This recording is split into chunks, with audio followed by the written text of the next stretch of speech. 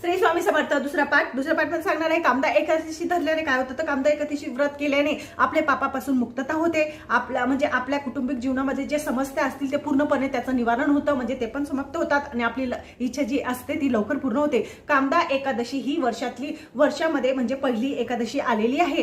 तर ही एकादशीला खूप असं महत्व आहे आणि ही विष्णू भगवानांना अत्यंत प्रिय अशी ही एकादशी आहे. तर ही एकादशी धरणाऱ्या माणसाला 100 यज्ञ केल्याचे पुण्य प्राप्त होतं ही एकादशी धरल्यावर. आणि दुसरं म्हणजे 1000 वर्षाच्या तपस्या, सोनं चांदी मोती नाणे सौभाग्याचे अलंकार दिल्यावर सुद्धा आपल्याला एवढं पुण्य प्राप्त होत नाही. पण ही एक जर एकादशी आपण धरली तर आपल्याला म्हणजे खूप अशा जास्त पटीने असं आपल्याला पुण्य प्राप्त होतं. आपल्या जीवनामध्ये सुख समाधानी येते आणि आपलं जीवन म्हणजे परिपूर्ण होतं. आणि जो कोणी ही एकादशी धरते त्याला वैकुंठ निवास प्राप्त होतं आणि त्याच्या मनाची इच्छा लवकर पूर्ण होते. माझ्या चॅनलला लाईक सबस्क्राईब करा.